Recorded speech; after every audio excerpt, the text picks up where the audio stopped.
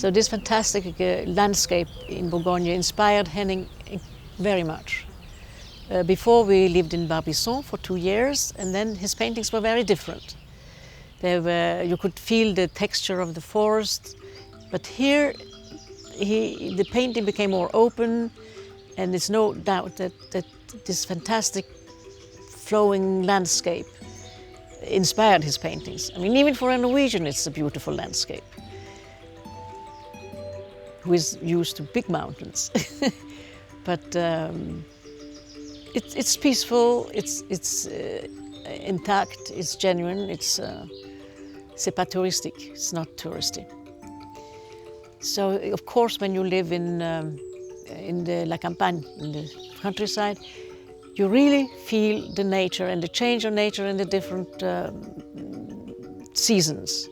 Like we always stayed here all July and August, where Henning painted. That was the painting season, and the winters could be dark and tough, and that, of course, influenced the paintings also. You really feel the nature and the seasons and the change of seasons very strongly living here, which is important. We met Carl Appel at an opening in '75, and we had started 2 years after to look for a place. Appel said, "Come and see my castle." So we went with Appel, and we came here in his car, and we saw this place. It wasn't like this, like it is today. It was overgrown, no flowers, no nothing, and it was because he hasn't lived here for many, many years. So we came and we looked at it, and 3 hours later we had signed. You know, you have to take fast decision in life, but I had looked for a whole year to find a place for Henning and me to buy, because we had decided after 2 years to get married. So when we saw this, and this is perfect for a painter, it couldn't be better. So Wollem became a kind of center, a center for work. We traveled a lot, in different places every year, but this was our home. This was our first home, which we built together. It was a good place to work.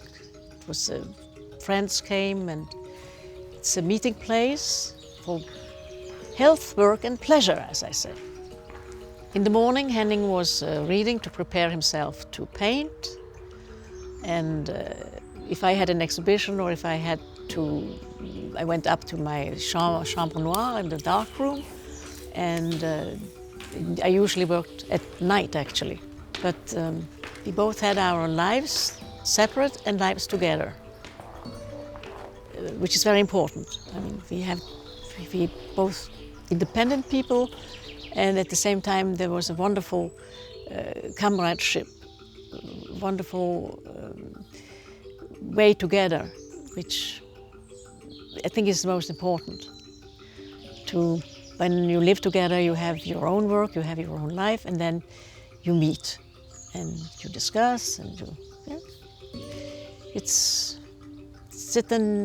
a life together, first of all. And then we went to Autun, and we discovered Eva in the museum. During the Reformation, of course, all the sculptures, they were kind of cut off, and it was found when they tore down a pharmacy. It was found they used it as a support, and this is a beauty. And that inspired Henning to Eva paintings. Maybe he did many hundreds. Eva and the apple, and Eva. And it's a superb relief. It's wonderful.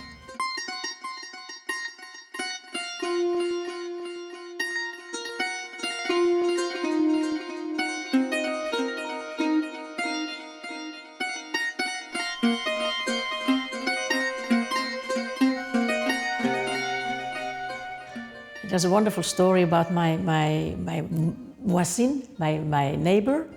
She said, "Vous savez, madame, c'est pas un vrai château parce qu'il n'y a pas un tour. you know, it's not a real chateau because there is no tower. So I said, yes, vous avez raison. Yes, you are right. There is no tower. C'est une grande maison bourgeoise. I don't know why in Molem they call it Chateau de Molem. The advantage of being a painter is that you have, you can be in this beautiful atelier. When I have to go up into my chambre noire, to my dark room, it's less fun because then you are working in the dark. And you're working with a lot of chemicals and you have to make the tirage, and it's a completely different way, but that's the manual work. And often what happens with the great photographers like David Smith and Adams, the miracle happened actually in the darkroom. They reworked their things in the darkroom. And also Ansel Adams, of course. That's when the final result came. Henning worked wonderfully well in this beautiful atelier and with a beautiful view over the hills, and it was peaceful, quiet. And on the floor you see actually the painting spots, both of Apple and of Henning. So it's a very sacred floor. In Barbizon we rented a house and we stayed actually for 2 years. We rented a beautiful house and where he painted also wonderful paintings, but very much inspired by the forest. There are 2 downstairs in the living room over the cheminée, which is painted in Barbizon, and there's another one, and you can clearly see the difference, the difference of painting, which is much more impressionistic, the one from Barbizon.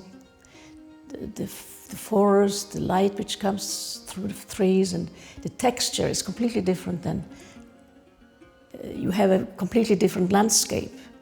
You have the clouds more, you see the sky more, you have a different light. So his paintings changed after we came here. So there is the Barbizon period for 2 years. And when we bought this house from Apple in '77, definitely his style of painting changed. So even if he uses the same iconography all the time, the manière he paints is very different. So it's like when you also go with all the travels we have been doing, you can see the light from Martinique, you can see the light from Haiti, you can see they're all different. The light and the environment inspires him. Even if he uses the same symbols, you see the same kind of constellation of birds and ships and stars and heaven and the earth, very much universal theme. So all the voyage, all the journeys which we have taken during all the years has always inspired Henning afterwards to paintings, wonderful paintings. Because on the journeys we made, he always had watercolor. It was easy to carry and it dries fast and so on. And when he came back, he painted a beautiful series. Like here, this is a series which is inspired from Egypt. We stayed in beautiful, beautiful atelier. We had some friends in Egypt, Salah and Lise. Lise was Danish, Salah was Egyptian. And we stayed in a wonderful house by Bitter Lake, which is near Aswan, and where he did also beautiful watercolors. So when he came back, these are paintings from 2000. All these 3 paintings was inspired from this beautiful light, ethereal light,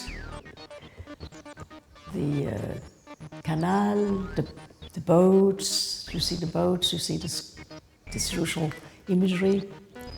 And there are 3 superb paintings. All the members of the Cobra group are actually very left, and somewhere or other communist inspired. And at the opening of the Städtliche in '48, there was a big ballade, there was a big noise because they made did a lot of speeches and so on. But Henning was, since he was very young, since he was 16, he was in the party of the young Communist Party. And he was actually Henning was a born folk speaker. You won't believe it when you meet him the first time, because he can be very shy and he doesn't talk. In France he was known as the silent Henning.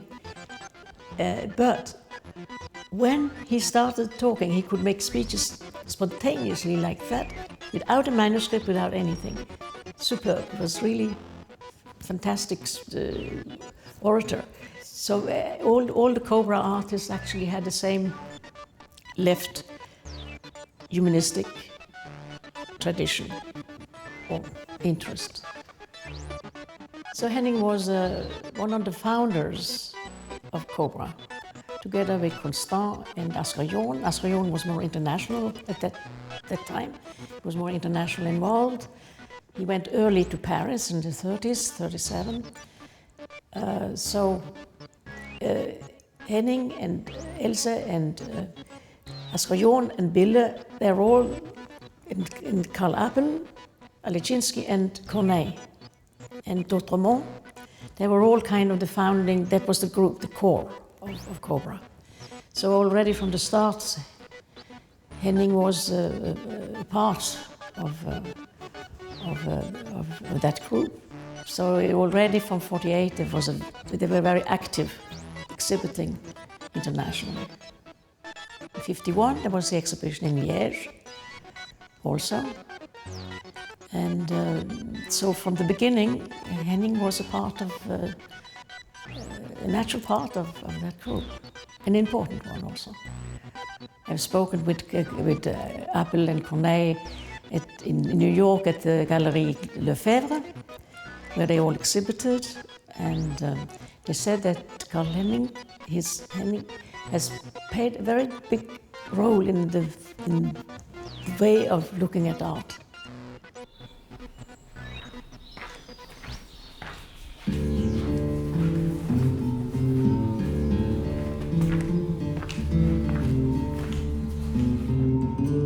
That was in Jerusalem,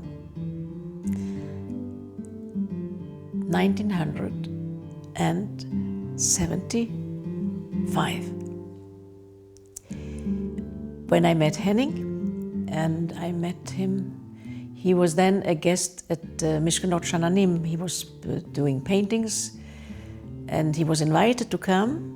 And they had atelier at that point. At that time, they had atelier, wonderful atelier.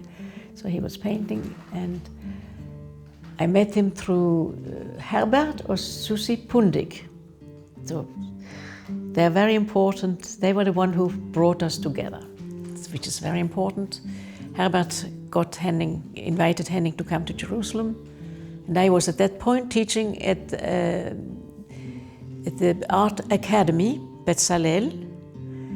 And as a matter of fact, I was on my way back to the States when I met Henning. But he fell in love.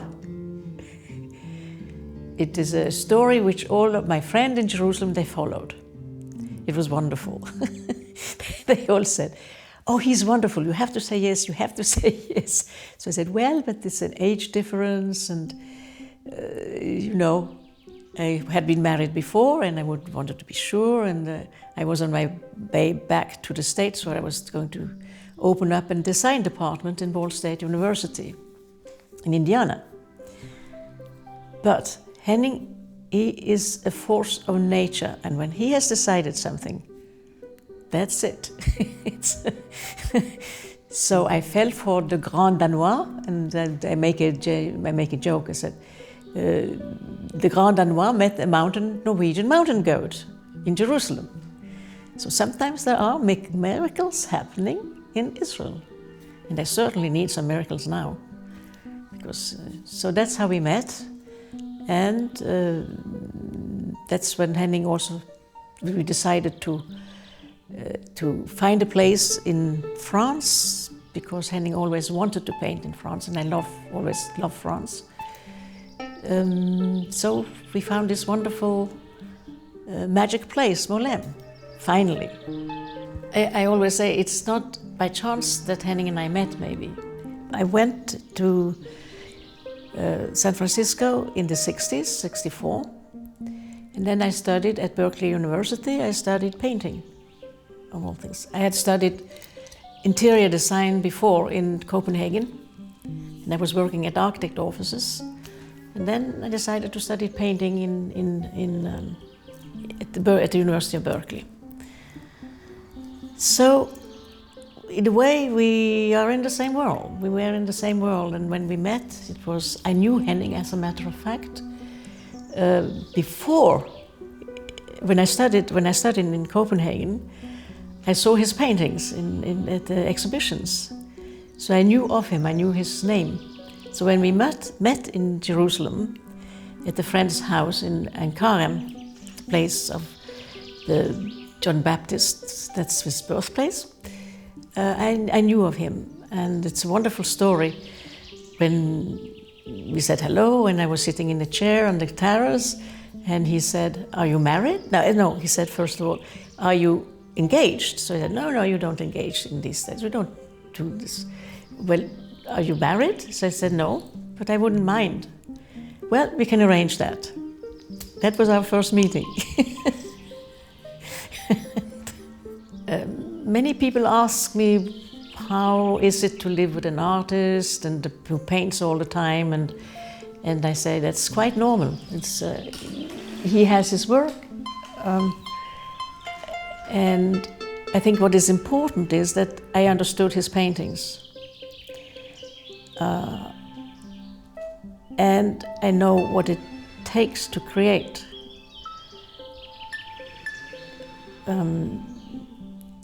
There are many ways of being creative, you know. The fact that I have the background as an interior designer, in architecture, in painting, and it's a natural way of living. I was interested in photojournalism, not in photos as a fine art, because then I would rather paint, because of the material, because of the colors.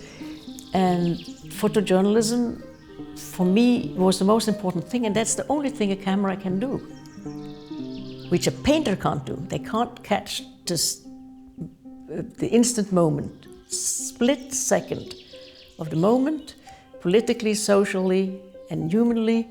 That's only the camera which can do, and that always interested me.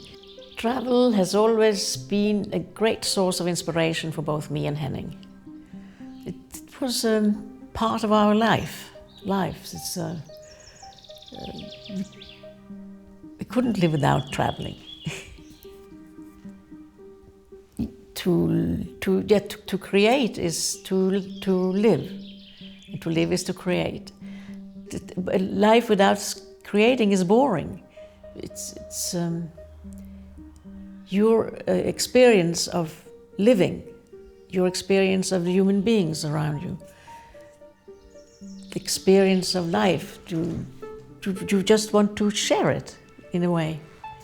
You want to share your experience of, for example, this beautiful bird song outside. And so it's a natural way of expressing since the birth of human being. Human being has always been creative, luckily.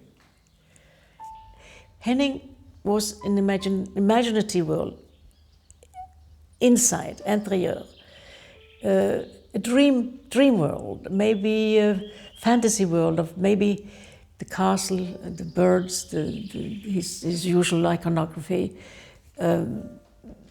It was a wishful, dreamful world of how maybe life could be. And the inspiration is the sky, it's the air, it's the water, it's the life itself, which he expresses then in the face of a woman. You have the boat, you have the sun, you have the stars, but in the composition and in the world which has nothing to do with the real world. It's an inside interior. And of course the Cobra Group is known for having inspiration from folk art very much.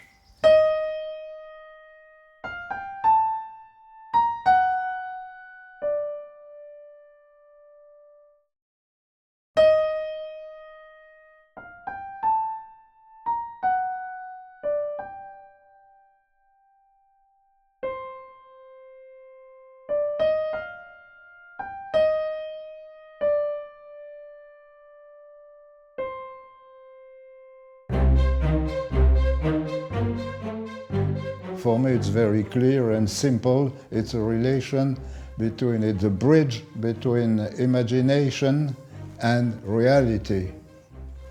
Voilà, this is obvious because Sidsel is a photographer. She really lives in the real world, and Henning is a dreamer, a dreamer in color and in shapes, and he lives in an overworld which is very typical, his own overworld, but which is typically Danish, I think. And before Henning, there was another big dreamer which was called H.C. Andersen, and who has written tales, fairy tales, but it's not fairy tales, eventyr, as the Danish say. And there is really the same kind of mind, of ontological position between Carl Henning Pedersen and Hans Christian Andersen. The definition of the artist now in the beginning of the new century is completely different at what it was just after the Second World War.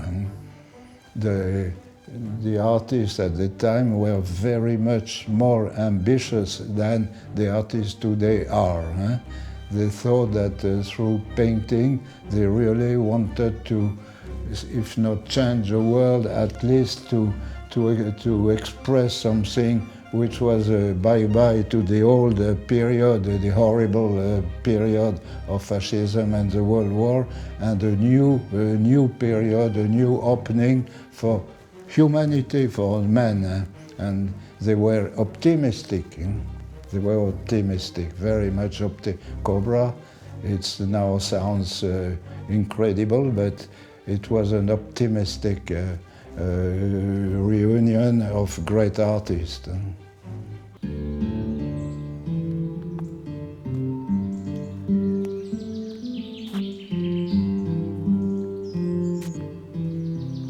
Clean a little bit the bad herbs for désherber, and the roses need to be cut, given water.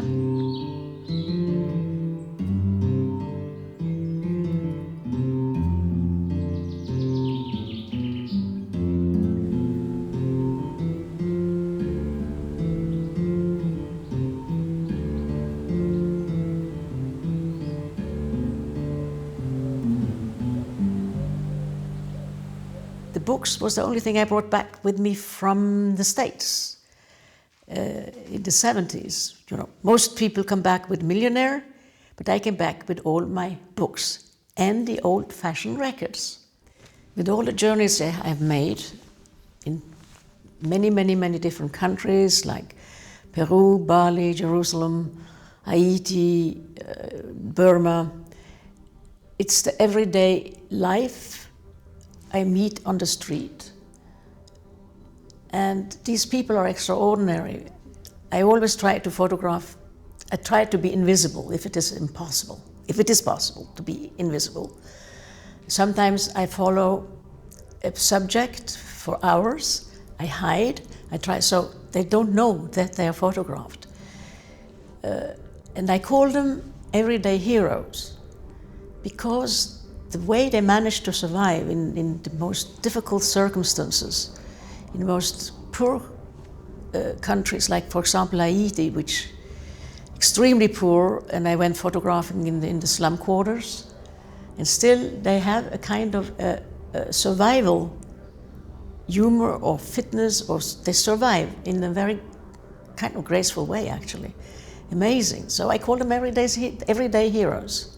They are really heroes.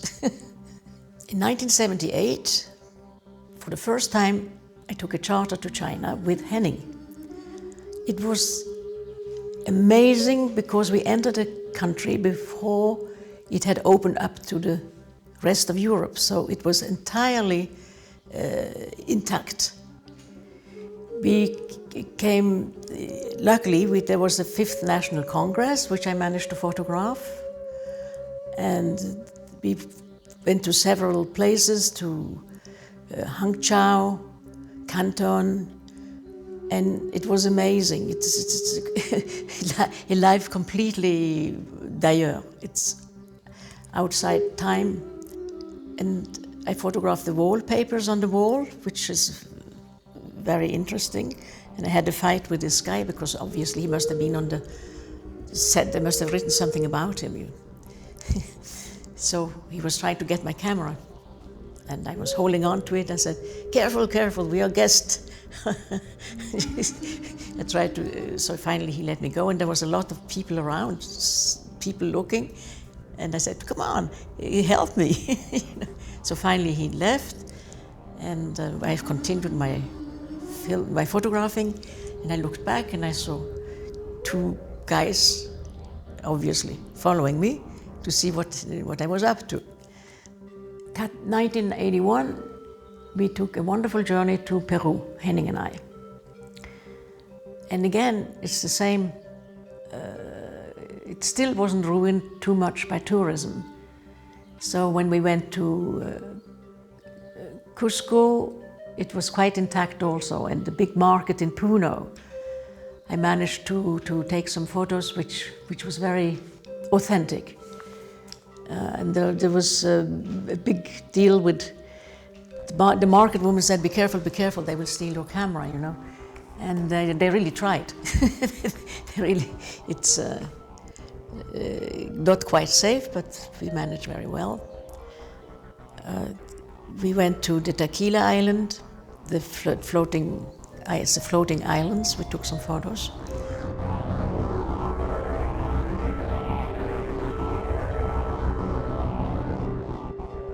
I went many times to Haiti from New York, 81, 82, and luckily Henning never came with me to Haiti because he would have been very interested in working there. At the time when I was there, Baby Duck was the son of Duvalier, and he was still, so it was Baby Duck who was in power at that point, and it was before all the later difficulties started. It was before the pressure cooker blew up, to put it that way. So it's a big market. I went from Port-au-Prince to Cap-Haïtien, and that's where I met this wonderful boys who was washing in. They were soap and washing in a stream. And this is the cover of my book, A Photographic Odyssée, which, by the way, won the prize Prix Marmottan des Beaux-Arts. And I took a photo of them, and I asked, where do you get the beautiful muscles from? Well, they do karate. In the Cap-Haïtien, I photographed the burial where they kind of went into a trance. But it's markets. It's a big market.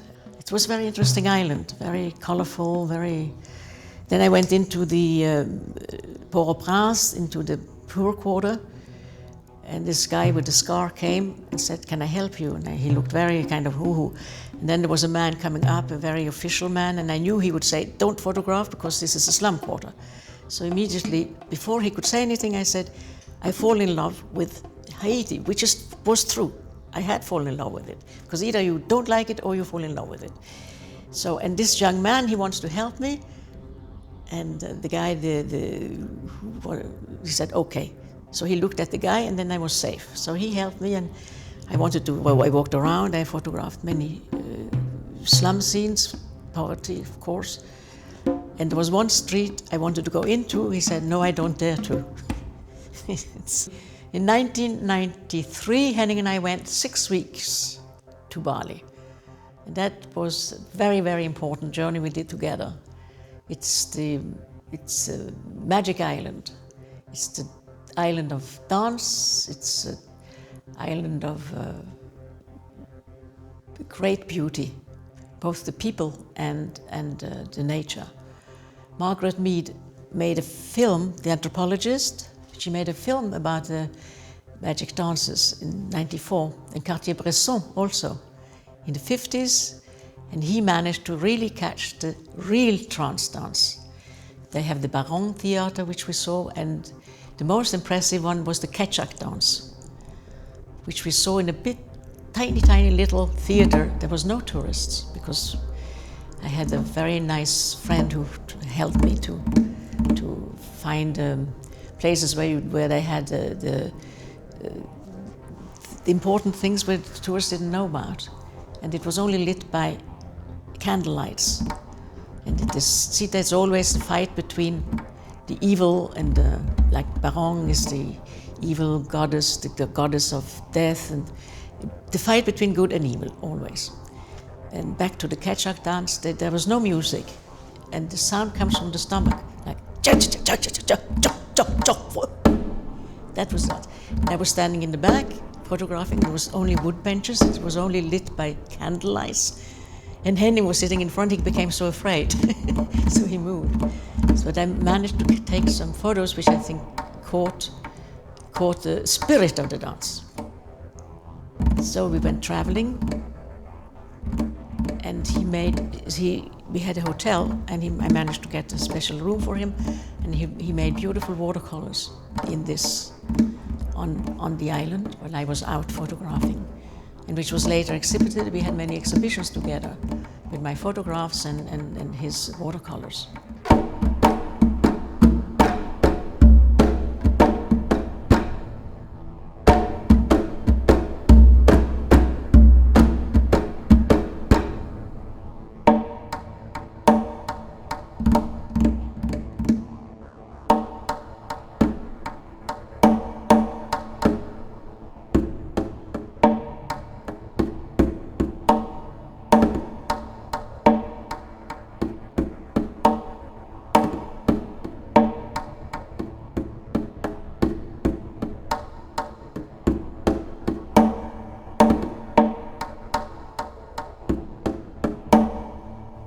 After Bali, the year after, we met Herbert Pundik. He said, "You have to go to Burma." So I said, "Yes, okay, we go to Burma."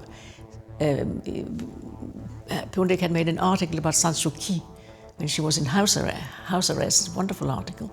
So we went to Burma, and again, we were very lucky because we entered a country which was again intact, and the tourism hadn't started, it was closed.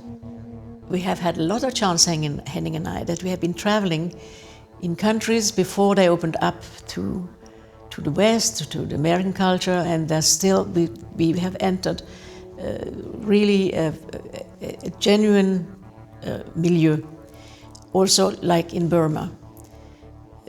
San Suu Kyi was still in her house arrest at that point when we came. And Rangoon was an extremely interesting place. I think we were the only tourists. I didn't see any other tourists.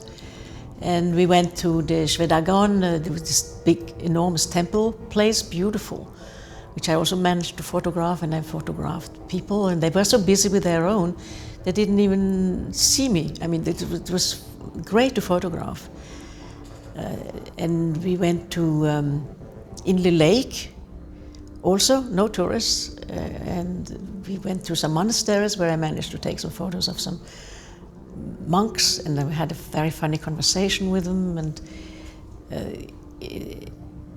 and of course Pagan, the temple, the big enormous temple place which goes on for kilometers.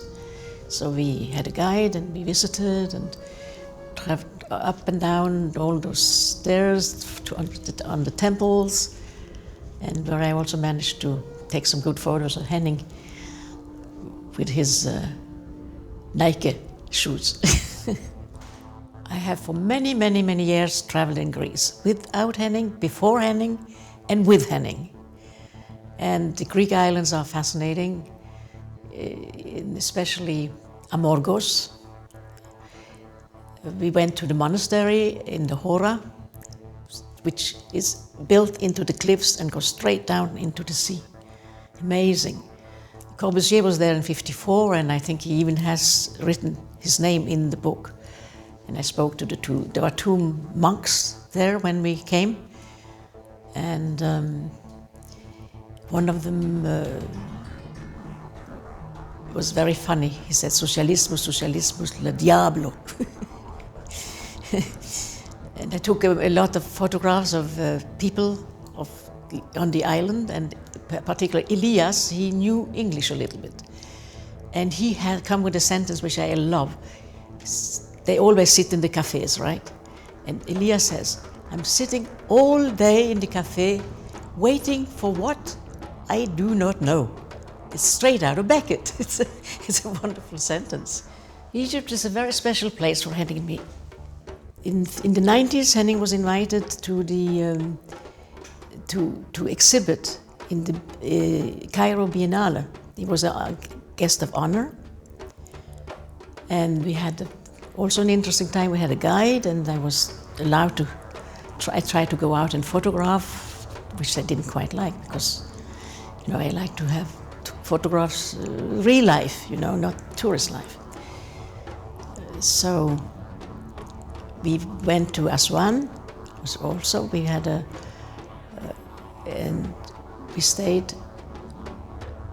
It's a nice story when we ended up in Agatha Christie's room, because first we stayed at the hotel, the famous hotel, and they had given us a very bad room, which I couldn't accept. So finally they said, "Okay, you can stay in Agatha Christie's room," where she apparently had written Death on the Nile. But it's not easy to photograph in Egypt. But luckily I had Henning with me, so when we were in the Valley of the Kings, I always took Henning with me, so he kind of talked to them in Danish.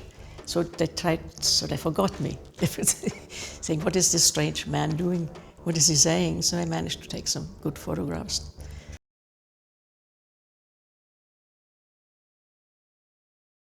In the 80s, by chance, I met journalists from Holland who was working for Handelsblad, and he was looking for a photographer. He said, "Tomorrow I'm going to interview UNESCO. I need a photographer." So I said, "That's fine, I'll do it." So that started a whole series with him, which was published in the Handelsblad. And the story with UNESCO was very amusing, actually. I had met him before, many years ago in Jerusalem. The other interesting personality I photographed for Handelsblad was Fernand Braudel. What is amazing is during the war, he wrote his most important work, which was the foundation of the Nouveau Annales, the Nouveau Historic Direction, des Annales. And he was such a gentle, beautiful man. He impressed me very much. In '88, Hans Namut came to visit us here in Molem. I've known him from New York. I also knew his wife, and we have a lot of meetings together. And he came here, and he photographed Henning. And while he was photographing Henning, I was photographing him.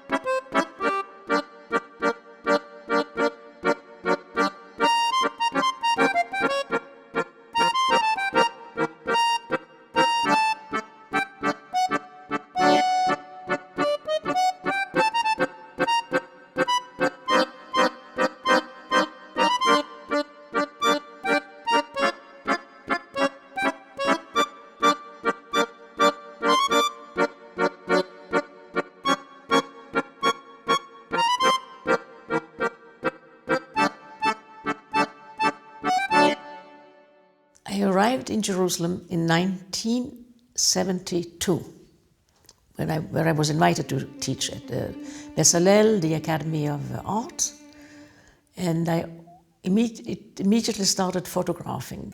I have photographs from Jerusalem, from Jaffa Gate, which really looks biblical. It looks like it was 1,000 years ago. It's in my book, the Photographic Odyssey. And after also meeting Henning in '75, we returned often to Jerusalem, where then he made watercolors and I photographed all the time.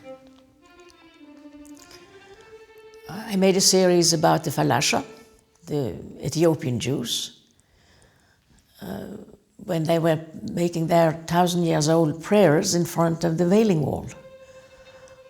They were singing, and I think I was the only person who knew they were there, because nobody knew that they would go and do their 1,000-year-old prayers. The person who had introduced me to this was Rachamim, an Ethiopian Jew, and his story is extraordinary. He was 5 years old when he heard about Jerusalem, because his uncle had been there. When I was teaching at Bezalel Academy in Jerusalem, before the Yom Kippur War started, I brought the students up to decorate shelters, to make a design on the shelters. And so we stayed in the kibbutz, and it was very nice. They were very happy. And when the war started, the military, they were furious that these decorated things that they shouldn't show. But because I had done this project, I had a little piece of paper with red writing to enter the war zone after the war. And we drove up. This little paper with red writing said they were supposed to get the tractor. So we went in, and we went into the war zone, and we came into the ruins from the Six-Day War, which I photographed. And then we went into this battlefield. It was October, it was freezing cold, a cold wind, and you see all these dead Syrian soldiers on the ground. And it's very tough. But the next day I went back and photographed it, because how can you otherwise fight war if not showing the horrors of a war? So again, that is a part of the photojournalism, to show the reality of the disaster of war, whoever is the attacker and whoever is the defender. I also found a little girl in the cellar, a refugee, and I managed to get her out, and she said, you have to bring her to the hospital, etc. When we were walking the next day on the battlefield, the military came, the Israeli soldiers said, are you crazy, you're walking around like that? So, well, we are following the trace of the tractors. I mean, there's a lot of mines. But that's what you do when when you're young. Jerusalem has been a very important part of my life. The experience of living and working in this amazing, difficult, crazy country. But then I could walk freely around. I walked freely around everywhere, in the old city, in the Judean hills. I went to Jericho. It was no problem. It was still, I nearly said, civilized. Now the political situation is hopeless. I mean, a better miracle has to happen. Like the miracle that Henning and I met, and voila. After I met Henning in Jerusalem, I got a poem every day. I didn't get a bouquet of flowers, but I got a poem. And if it was one morning I didn't get a poem, I was very disappointed. And one of the poems he writes is called To Cecilia, because he thought Sidsel was such a not very interesting name. So he said, I want to call you Cecilia. So everybody asked, who is this woman, Cecilia? They don't know. He sent it also to Herbert, because he called Herbert Pundik 6 o'clock in the morning every day. So Herbert said, "Hey, Henning, are you in love?"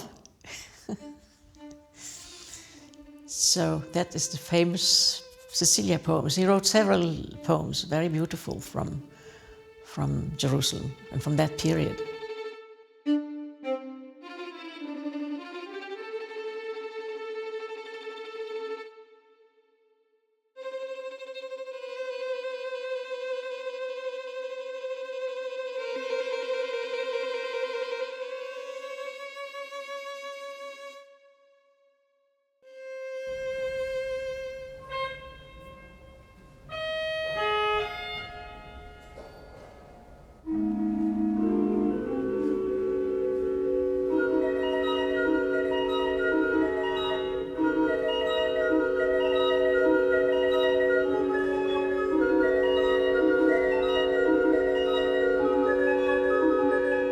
It is amazing what has been created in the name of all the different gods, of all the different religions. And here in Auxerre, the cathedral in Auxerre, you see a wonderful, wonderful example of Gothic architecture, beautiful vitraux from the 13th siècle, 13th century, 15th, 16th century. I'm just amazed when you think, it doesn't matter what religion and what God, how mankind during centuries has been able to create wonders and wonders and wonders. Henning and I, we came often to the cathedral here in Auxerre to get inspiration for one of his most important monumental works in Denmark, Ribe Cathedral. And we did a whole trip in France to get inspired for his work in Ribe Cathedral. We saw Chagall in Reims. So Ribe Cathedral, his main, I think one of the most important monumental works is the fresque, le chœur, is the fresque, and 7 mosaics and 5 stained glass windows, which he did in Denmark it's cut but also painted. It's a mixture of both method. But the most impressive is his mosaics, how it was created. It's amazing. He made a loose drawing on the background, and then imagine he cut all the mosaic, all the tessera was cut by hand. We went to Murano, the island outside Venice. There are 15,000 nuances. So you choose it, they come in the plaque like this, in the plate, and then he says, tuck, tuck, tuck, tuck, tuck, tuck, tuck, tuck, he cuts it. I was teasing him once and say, why don't you get some beautiful girls to do the work for you? And then I realized, of course, that's when he works the subject matter. That's when he works the subject matter, and he likes the manual work. Then every day, a piece like this, and he paints with the tessera, like this, tuck, tuck, tuck, tuck, tuck, tuck. And when he puts it in the mortar, you can't take it out again. The photographer was photographing him at some point. He said, why do you smile when you put this tessera into the mortar? Because Henning said, well, in the beginning, I'm not sure what to take, but when I put it in, well, then I know it can't be redone.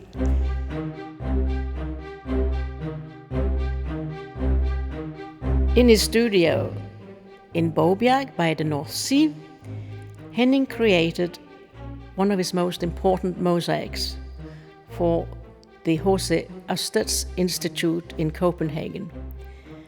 Cosmic Ocean is considered as one of his major works, and it is absolutely one of his major works. As the architect of the building, Eva and Nils Koppel, writes, Cosmic Ocean is simply one of the greatest works of art created in our time. How Carl Henning could maintain the unity and richness in this unique mosaic, standing alone, on his scaffolding is inconceivable. It confirms his genius, and it is the fortune of the gods that it will survive a building. Another unique piece of mosaic. The fairy tale universe is created for the former Kennedy School in Glassaxe, done in 1970 to 72. It's another astonishing masterpiece. It's playful and imaginative.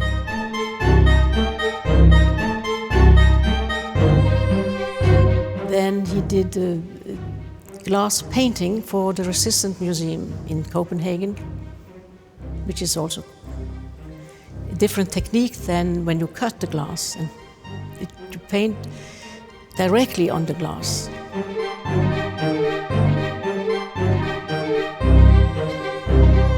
Then you have his museum in Henning, where he did in Ratingen in Germany, the first circular building. He painted on stoneware, which is burnt to 1,200. And it was a factory which made water toilets and water wash basins in the most horrible pink and blue. But Henning used the paint directly, so he put it a big piece, a lot of place on the floor. He painted with a kind of brush which was attached to a fishing rod, and then painted directly on. And the engineer said one day, "Well, I tried to do exactly what Pedersen does, but I didn't get the same result. Maybe he is, after all, a genius." So that was the first round building. Then the pyramid was done in 94. That was made in Den Haag, also, but in different, in a ceramic.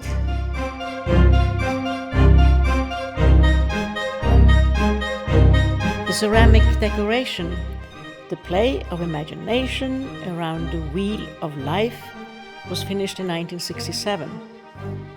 It's a circular ceramic mural, and it is the inner courtyard of the former Angli factory and Henning Art Museum.